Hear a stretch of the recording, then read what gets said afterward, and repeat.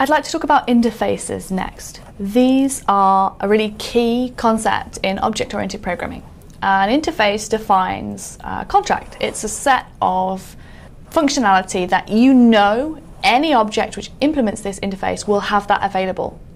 Usually we do this as an interface rather than inheritance because the actual implementations don't look alike. The classes are not really related, they're not really similar, but they will all offer the same capabilities. So it's about ability and not about similarity. I think that's the main way of saying that with the differences. I always say it's the object equivalent of signing a contract. You will do this and this and this. There's no rules about what technology platform it should be provided in, but it will be able to do the following things. I have an example of an interface for you here, and that's the countable interface. Now that is built into PHP. The declaration would look like this.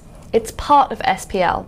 So you declare an interface, it really looks like a class, okay? So instead of the class keyword, we use the interface keyword, and then we give our interface a name. Inside the interface, you have a series of methods, one or more methods, and what's specific about those is that within the interface, the methods don't have any body. They're just a prototype, they're a method declaration, so you declare the visibility, so public, protected or private, the name of the method, if you need static or final, they go here, any parameters that this method will accept, and then where you would put the opening curly brace, you just put the semicolon. So you literally just prototype that method, you describe what that method's going to look like. Any class which implements this interface then has to declare this method.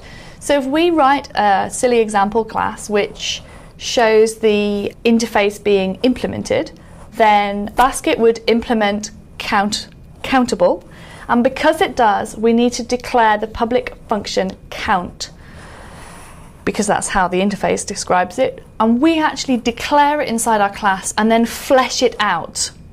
Once we've done that, then you can see what the count function does. It counts how many things are in the items array. We put 3 things in the array and count counts it. The important thing about countable, look at the final line in this example, is that we can use the count function that we would normally use on an array and override how it would operate for this particular basket item.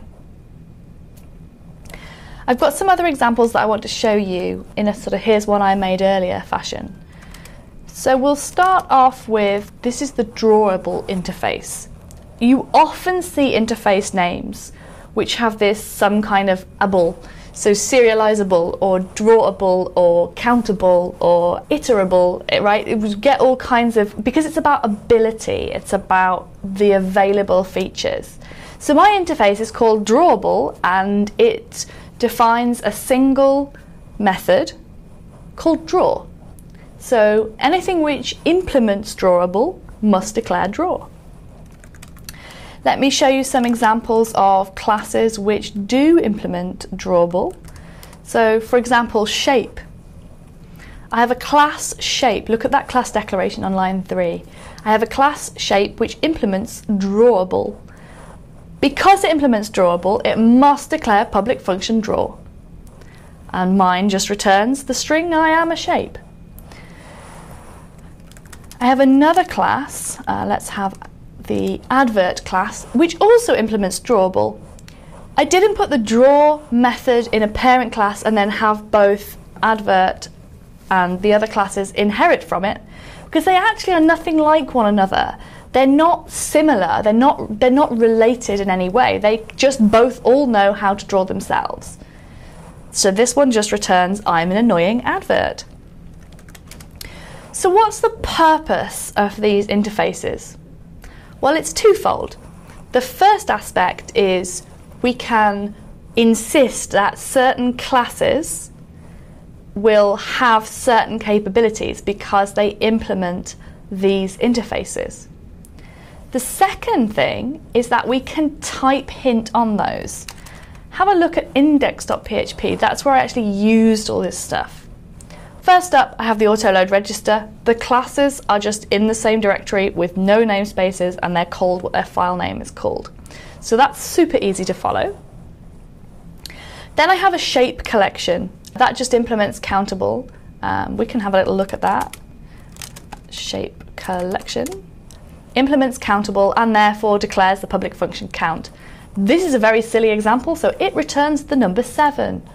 You would probably want to count how many things were actually in the collection in your real example.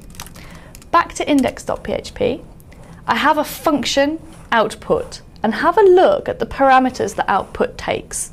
On line 10, output takes a single parameter called $thing, right, because naming things is hard. Output takes a single parameter $thing, and it must be of type drawable. So that word there, drawable, which goes before the parameter $thing, is a type hint. It specifies what type of thing a thing must be.